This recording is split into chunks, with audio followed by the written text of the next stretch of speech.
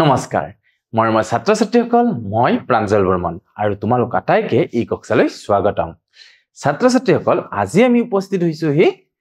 চতুৰ্থ অধ্যায়ৰ অষ্টম অংশত আৰু আজিৰ অষ্টম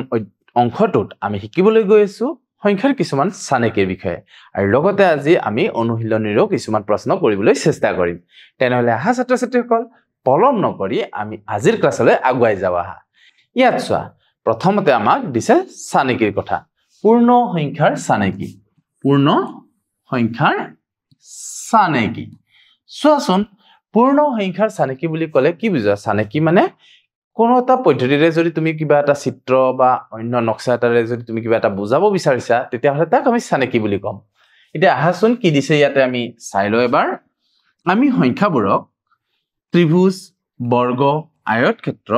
আৰু ৰেখাৰ দৰে মৌলিক আকৃতিত বিন্দু ব্যৱহাৰ কৰি সজাব পাৰো কি কৈছে মৌলিক আকৃতিত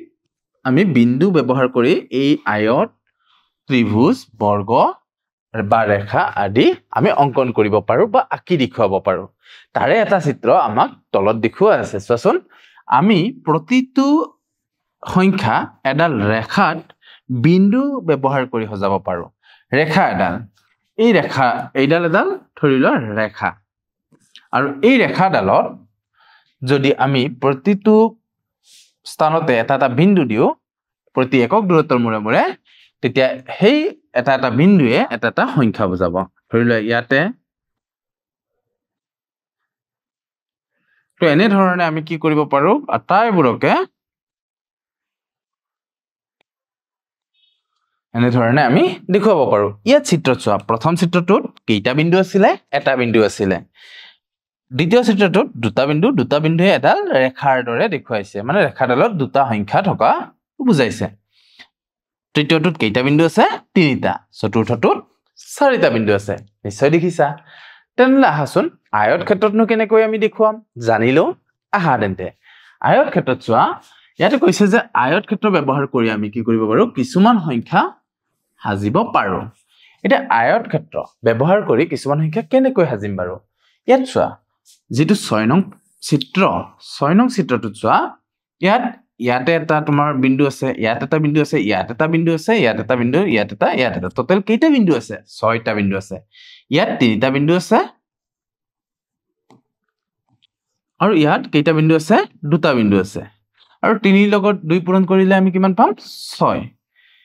আৰু এই তিনিটা আৰু দুটা বিন্দুৱে এটা কাক বুজাইছে এটা আয়ত ক্ষেত্ৰ বুজাইছে বা হুচাইছে তাৰ পিছৰ চিত্ৰটোত যদি চোৱা ইয়াত মোট কেইটা বিন্দু আছে 4টা বিন্দু আছে তেনেদৰে ইয়াত কেইটা বিন্দু আছে 3টা বিন্দু আছে ইয়াতো 4টা আছে আৰু ইয়াতে 3টা আছে এতিয়া ইয়াত বিন্দুৰ সংখ্যা আমি পালো 4 আৰু ইয়াত বিন্দুৰ সংখ্যা পালো আমি 3 আৰু 4 লগত যেতিয়া আমি 3 টো পূৰণ কৰি দিম তেতিয়া আমি পাই যাম 12 অৰ্থাৎ এই ক্ষেত্ৰটোত কেইটা বিন্দু আছে টোটাল 12টা বিন্দু আছে আৰু এই বিন্দুবোৰ আতৰাই দিলে তোমালোকে দেখিবা এনেকুৱা ধৰণৰ এটা আয়ত ক্ষেত্ৰ উৎপন্ন হৈছে নিশ্চয় বুজি পাইছা আমি অতি সহজে বিন্দুৰ সংখ্যাবোৰ কাউন্ট কৰিব পাৰো গণিব পাৰো গণি উলিয়াব পাৰো চানেকিৰ সহায়ত আহাচোন তাৰ পিছত বৰ্গক্ষেত্ৰৰ বিষয়ে কিনো কৈছে আমি জানিলো আৰু কৰিবলৈ চেষ্টা কৰো আহা বুজিবলৈও চেষ্টা কৰো আহা তেন্তে ইয়াত চোৱা আমি ইয়াত কৈছে যে বৰ্গ ব্যৱহাৰ কৰি কিছুমান সংখ্যা সাজিব পাৰো বৰ্গ ব্যৱহাৰ কৰি কেনেকৈ চোৱাচোন ইয়াত কেইটা আছে তিনিটা বিন্দু আছে ইয়াত তিনিটা বিন্দু আছে ইয়াত কেইটা বিন্দু আছে তিনিটা বিন্দু আছে ইয়াতো কেইটা বিন্দু আছে তিনিটা বিন্দু আছে আৰু মুঠ বিন্দুৰ সংখ্যা কিমান পালো আমি তিনিটা মানে টোটাল কেইটা পালো 3 পূৰণ 3 হলে 9টা বিন্দু থাকিব তেনেদৰে ইয়াতে চোৱা 16টা ইয়াতে চোৱা 16টা ইয়াতে যদি চোৱা 4টা বিন্দু আছে আৰু ইয়াতেও যদি চোৱা কেইটা আছে 4টা দিয়া আছে 4টা আৰু 4টা যদি পূৰণ কৰো কিমানটা পাম আমি 16 পাই যাম আৰু এই আটাইবোৰ বিন্দু যদি আমি গুচাই দিও চাবাচোন এটা এনেকুৱা ধৰণৰ বৰ্গক্ষেত্ৰ আমি পাম আৰু বৰ্গ মানে তোমালোকে কি বুজিছিলা বাৰু বৰ্গৰ এই বাহুটো যিমান থাকে এই বাহুটো সিমানে থাকে আটাইবোৰ বাহু মানে কি হয় বৰ্গৰ সমান হয় আৰু লগতে আটাইবোৰ কোণো কি হয় 90 ডিগ্ৰী হয় গতিকে তোমালোকে নিশ্চয় বুজি পাইছা যে কেনে ধৰণৰ আচলতে বৰ্গৰ চানেকি হ'ব আৰু এইটো এটা বৰ্গৰ চানেকি আহা তেন্তে তাৰ পিছত ত্ৰিভুজৰ ক্ষেত্ৰত আমাক কি কৈছে জানি লও আহাচোন ত্ৰিভুজত এতিয়া তোমালোকে যদি চোৱা ইয়াত কিমানটা বিন্দু আছে মুঠ 3টা বিন্দু আছে আৰু এই বিন্দুকেইটা গুচাই দিলে আমি এনেকুৱা ধৰণৰ এটা আকৃতি পাম আৰু এই আকৃতিটো কি বুলি কয় ত্ৰিভুজ বুলি কয় ইয়াতো যদি মন কৰা ইয়াতো এই বিন্দুবোৰ যদি তুমি সংযোগ কৰি দিলে এটা ত্ৰিভুজ পাবা আৰু এই ত্ৰিভুজটোৰ কি পাবা এইটো 6 পাবা ইয়াত কেইটা বিন্দু আছে ক'ব পাৰিবানে নিশ্চয় আমি ইয়াত পূৰণ কৰি ক'ব নোৱাৰিব পাৰো কিন্তু আমি এনেকৈ ক'ব পাৰো যে ইয়াত মুঠ 1 2 3 4 5 6 7 8 9 10 আৰু ইয়াত ত্ৰিভুজত মন কৰিবা ক্ৰমান্বয়ে কি হৈছে বিন্দুৰ সংখ্যাবোৰ বাঢ়ি গৈছে 1 তাৰপিছত 2 3 তাৰপিছত 4 এনে ধৰণে গৈছে আৰু আটাইবোৰ গুচাই দিলে কি পাম এনে ধৰণৰ এটা ত্ৰিভুজ আকৃতি এটা পাম নিশ্চয় বুজি পাইছে ছাত্ৰ ছাত্ৰীসকল তেনে সহজে আমি এই চানেকি সহায়ত এই পূৰ্ণ সংখ্যাৰ চানেকিবোৰ বুজি ললো নহয় জানো আহাচোন এতিয়া আমি অনুশীলনীৰ প্ৰশ্নবোৰ কৰো আৰু আজিৰ অনুশীলনীতনো কি প্ৰশ্ন দিয়া আছে আৰু এই প্ৰশ্নবোৰ আমি কেনেদৰে সমাধান কৰিম কেনেকৈ ইয়াৰ উত্তৰবোৰ উলিয়াম আমি আহা তেন্তে পলম নকৰি এই অনুশীলনীটো সমাপ্ত কৰিবলৈ যাওগে আহা প্ৰথম প্ৰশ্নত কি দিছে চোৱা খালি ঠাই পূৰ কৰা আৰু এই খালি ঠাই পূৰ কৰা বিলাক তোমালোকে নিজেও কৰিবলৈ চেষ্টা কৰাচোন প্ৰথম প্ৰশ্নটোত দিয়া আছে আমাক যে এটা পূৰ্ণ সংখ্যাৰ লগত শূন্য যদি যোগ কৰা তেতিয়া যোগফলটো কি হয় পূৰ্ণ সংখ্যা এটা 1 1ৰ লগত তুমি শূন্যটো যোগ কৰা কিমান পালা উত্তৰ 1 পালা নহয় জানো তেনে ধৰণে যদি শূন্যৰ লগত তুমি এটা পূৰ্ণ সংখ্যা 10 টো যদি যোগ কৰিছা 10 টো যোগ কৰিলেও কিমান পাবা 10 হে পাবা আৰু 10 টো আছিল সেই এটা পূৰ্ণ সংখ্যা আৰু উত্তৰটো পালো কি সেই এটা পূৰ্ণ সংখ্যা গতিকে আমি ইয়াত উত্তৰ দিব পাৰো যে এটা পূৰ্ণ সংখ্যাৰ লগত শূন্যটো যদি যোগ কৰা হয় তেতিয়াহলে যোগফল একে পূৰ্ণ সংখ্যা হ'ব বা হয় তো ইয়াত আমি উত্তৰ দিম একে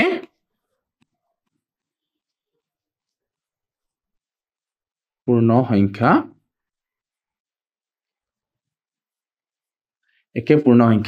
হয় নিশ্চয় বুজি পাইছা ছাত্ৰ ছাত্ৰীসকল আহা তেন্তে পলম নকৰি তাৰ পিছৰটো কৰিবলৈ চেষ্টা কৰা তাৰ পিছৰটো কি দিছে 1 ৰ বিটোত দিছে যে এটা পূৰ্ণ সংখ্যাক শূন্যৰে যদি হৰণ কৰা হৰণফল কি হ'ব এটা পূৰ্ণ সংখ্যা লৈ লোৱা 3 এটা পূৰ্ণ সংখ্যা তাক যদি শূন্যৰে তুমি হৰণ কৰা মানে 3 টোক যদি শূন্যৰে হৰণ কৰা তেতিয়া কেনেকৈ হৰণ কৰিবা পাৰো নিশ্চয় এনেদৰে হৰণ কৰিবা নহয় জানো এতিয়া 3ক যদি হৰণ কৰিব দিও শূন্যৰে তেতিয়া কোনোবাই ক'ব 0 1 গুণ 0 0 2 গুণ 0 0 3 গুণ 0 0 10 গুণ 0 হ'ব ইয়াতে কোনো ধৰণৰ সঠিক উত্তৰ তোমালোকে দিব নোৱাৰিবা গতিকে এইটো কি হৈ যাব ইয়াৰ কাৰণে উত্তৰ অনিৰ্ণেয় হৈ যাব গতিকে ইয়াত খালি ঠাইত আমি লিখিব লাগিব যে হৰণফল কি হ'ব অনিৰ্ণেয় হ'ব অনিৰ্ণেয় হয় এতিয়া কৈছে যে এটা পূৰ্ণ সংখ্যাক একেৰে যদি পূৰণ কৰো পূৰণফল কি হ'ব এটা পূৰ্ণ সংখ্যাক যদি একেৰে পূৰণ কৰিলে কি হ'ব একেই পূৰণফলটো একেই পূৰ্ণ সংখ্যা হ'ব কাৰণ 3 এটা পূৰ্ণ সংখ্যা তাক যদি আমি 1ৰ লগত পূৰণ কৰো 3 1 গুণে 3 পালো অৰ্থাৎ যেটো সংখ্যা তুমি 1ৰ লগত পূৰণ কৰিছিলা সেই একে সংখ্যাটোৱে তুমি উত্তৰ হিচাপে পাইছা গতিকে ইয়াত আমি উত্তৰ দিম একে পূৰ্ণ সংখ্যা হয় বুজি পাইছা ছাত্ৰ ছাত্ৰীসকল আহাচোন তেনেহলে তাৰ পিছৰ প্ৰশ্নটোলৈ আমি আগবাঢ়ি যাওঁ তাৰ পিছৰ প্ৰশ্নটোত কি দিছে চোৱা তাৰ পিছৰ প্ৰশ্নটোত দিয়া আছে যে এটা পূৰ্ণ সংখ্যা শূন্যৰে যদি পূৰণ কৰা পূৰণফল কি হ'ব শূন্যৰ লগত যদি তুমি এটা পূৰ্ণ সংখ্যা 5 এটা পূৰণ কৰা 0 পাবা শূন্যৰ লগত 10 পূৰণ কৰিলেও 0 পাবা শূন্যৰ লগত যি সংখ্যা বা যি সংখ্যাই পূৰণ নকৰা কিয় উত্তৰটো সদায় কি পাবা 0 পাবা আহা তেন্তে ইয়াৰ উত্তৰটো আমি লিখি দিও 0 হ'ব ইয়াৰ উত্তৰ 0 আৰু মই কাষৰ সংখ্যাটো লিখি দিছো 0ৰে পূৰণ কৰিলে আমি উত্তৰ কিমান পাম 0 পাম তাৰ পিছৰ প্ৰশ্নটোত চোৱাচোন ইয়াত কৈছে এটা পূৰ্ণ সংখ্যাক একেৰে যদি হৰণ কৰা 5টা পূৰ্ণ সংখ্যা আছে সেই পূৰ্ণ সংখ্যাটোক যদি একেৰে হৰণ কৰা উত্তৰটো কি পাবা সেই একে পূৰ্ণ সংখ্যা পাবা নহয় জানো যদি তুমি 5 এটা যদি তুমি 5 আছে সাপোজ 5 হক যদি তুমি একেৰে হৰণ কৰা মানে একেৰে যদি 5 হৰণ কৰা চোৱা এই কি পাবা 1 5 গুণে কি হৈ যাব 5 হৈ যাব গতিকে উত্তৰটো কি পাইছিলা একে পাইছিলা গতিকে ইয়াত আমি উত্তৰ দিম একে পূৰ্ণ সংখ্যা হ'ব এটা দিম উত্তৰ একে পূৰ্ণ সংখ্যা হয় তেনেহলে আহা ছাত্ৰ-ছাত্ৰীসকল তাৰ পিছৰ স্লাইডলৈ আমি আগুৱাই যাওঁ তাৰ পিছৰ স্লাইডটোত কি দিছে চোৱা ইয়াত দিছে যে তলৰ কোনটো শুদ্ধ প্ৰথমতে চোৱা 4 হৰণ 2 মানে যাক আমি এনেকৈ লিখিব পাৰো আৰু 2 হৰণ 4 যাক আমি এনে ধৰে লিখিব পাৰো এটো যদি ক্যান্সেল কৰা 2 গুণে 2 2 গুণে 4 ইয়াৰ উত্তৰ পালো আমি 2 ইয়াত যদি ক্যান্সেল কৰা 2 গুণে 2 2 গুণে 4 মানে ইয়াৰ উত্তৰটো পালো আমি 2 ভাগৰ a এটা এই দুটা সমান হয় জানো নিশ্চয় নহয় গতিকে এইটো অশুদ্ধ দ্বিতীয়তে চোৱা 99 লগত 77 পূৰণ কৰিছে আৰু 77 ৰ লগত 99 পূৰণ কৰিছে পূৰণৰ ক্ৰমবিনিময় বিধিটো মনত আছে নহয় তোমালোকৰ আমি পাইছিলো যে পূৰণৰ ক্ষেত্ৰত পূৰ্ণ সংখ্যাই কি কৰে ক্ৰমবিনিময় বিধি মানি চলে আৰু ইয়াত এই 99 টোৰ স্থানটো হাল হলনি হোৱা নাই নে ইয়াৰ সংখ্যাবোৰৰ স্থান হাল হলনি হৈ যোৱা নাই নে গতিকে আমি ইয়াত ক'ব পাৰো এটো শুদ্ধ গতিকে এটো আমি শুদ্ধ দি থৈ দিম হেখৰ আমি উত্তৰটো দিম বাৰু গতিকে ইয়াৰ ক্ষেত্ৰত আমি ইয়াত লিখি দিম হেখন এটো কি বুলি লিখি দিম শুদ্ধ বুলি লিখি দিম এটো শুদ্ধ সিটো চোৱা 9 ৰ পৰা 8 বিয়োগ 9 ৰ পৰা 8 বিয়োগ কৰিলা 8 বিয়োগ কৰিলে কিমান পাবা 1 পাবা আকৌ 8 ৰ পৰা যদি 9 মাইনাস কৰা বা 8 ৰ পৰা 9 টো বিয়োগ কৰা তেতিয়া হলে কিমান পাবা -1 পাবা দুটা সমান হয় জানো দুটাটো সমান নহয় কিন্তু ইয়াতে সমান বুলি কৈছে গতিকে এইটো কি হ'ব অশুদ্ধ হ'ব আৰু ইয়াতে কৈছে চোৱা 0 ক 3 ৰে হৰণ কৰিছে কিমান পাম উত্তৰ ইয়াতে 0 পাম কিন্তু যেতিয়া 0 ৰে তুমি 3 হৰণ কৰিবা এইটোটো উত্তৰ নিৰ্ণয় অনিৰ্ণয় হ'ব গতিকে ইয়াতো এই দুটা অসমান বুলি ক'ব পাৰো গতিকে এইটো কি হ'ব অশুদ্ধ এতেকে ইয়াত লিখি দিবা শুদ্ধ উত্তৰটো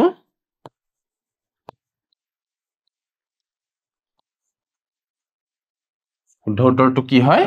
বি হয় বি টো কি আছিল 99 into 77 equal to 77 into 99 তো এইটো হৈ যাব শুদ্ধ উত্তৰ আহাচোন তাৰ পিছৰ স্লাইডলৈ আগুৱাই যাও এবাৰ কৈছে ইয়াত অন্য এটা প্ৰশ্ন দিছে আগৰ প্ৰশ্নটো চোৱা এই একে প্ৰশ্নটোই দিয়া আছে তাৰ পিছৰ স্লাইডত তাৰ পিছত আহা তাৰ পিছৰ প্ৰশ্নটো দিছে তলৰ কোনটো মান অনিৰ্ণয় ইয়াত চোৱা অনিৰ্ণয় কেতিয়া হয় যেতিয়া যেটো সংখ্যাৰে তুমি হৰণ কৰিছা যদি শূন্যৰে কোনোবা এটা সংখ্যা হৰণ কৰিছা তেতিয়া অনিৰ্ণয় হয় ইয়াত এটোটো অনিৰ্ণয় নহয় কাৰণ ইয়াত 9999 ৰে তুমি শূন্য হৰণ কৰিছা ইয়াৰ উত্তৰটো কি যাব শূন্য হৈ যাব 00 গুণ ইয়াৰ উত্তৰটো কিমান হ'ব শূন্য হ'ব একক যদি তুমি 10000 ৰে হৰণ কৰা তেতিয়া হলে কিমান লিখিব পাৰা 1/10000 আৰু ইয়াক যদি দশমিকত লিখিব খোজা 1 টো লিখি কেইটা শূন্য আছিল 4টা ঘৰ আগত দশমিক দিলে হল তো এইটো হৈ যাব উত্তৰ কিন্তু শূন্যৰে যদি তুমি হৰণ কৰা ইয়াত শূন্যৰে একক হৰণ কৰিছা গতিকে ইয়াৰ উত্তৰটো কি হৈ যাব অনিৰ্ণয় হ'ব অৰ্থাৎ ইয়াত তোমালোকে উত্তৰটো লিখিব পাৰা এতেকে d 1/0 টো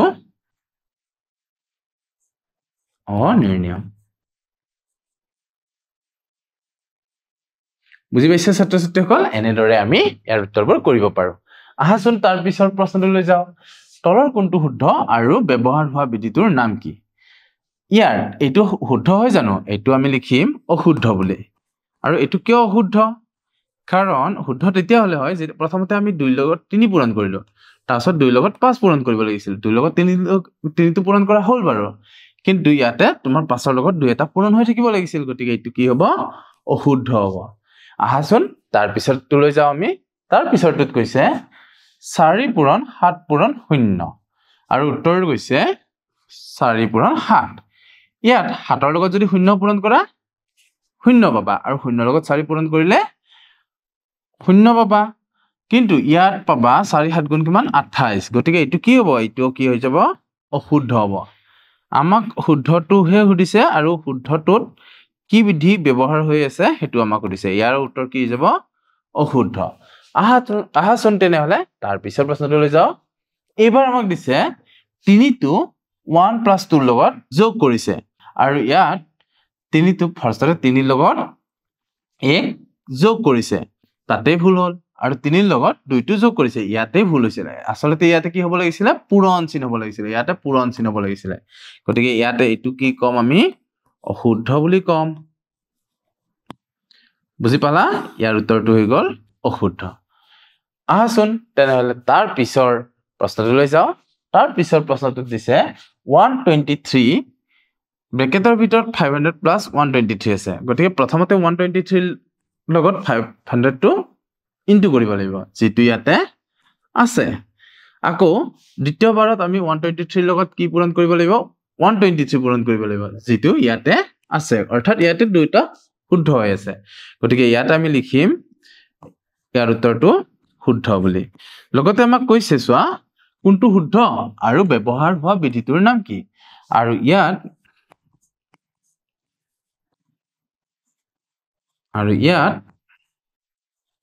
ব্যৱহাৰ হোৱা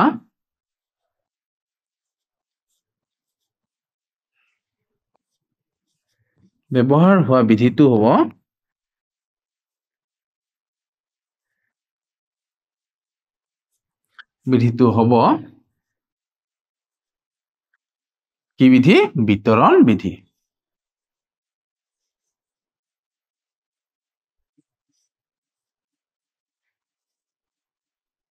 এইটো হ'ব বিতৰণ বিধি তেনেহলে ছাত্ৰ ছাত্ৰীসকল আজি ভিডিঅটো আমি ইমানতে সামৰণি মাৰিছো অহাবাৰ পুনৰ এটি নতুন ভিডিঅৰ সৈতে পুনৰ লগ হ'ম তেতিয়ালৈ তোমালোক আটাই ভালে থাকা কুশলে থাকা ভালদৰে পঢ়া শুনা কৰি থাকা আৰু মা দেউতা আৰু শিক্ষাগুৰুৰ কথা সদায় মানি চলা তেনেহলে ছাত্ৰ ছাত্ৰীসকল আজিলৈ ধন্যবাদ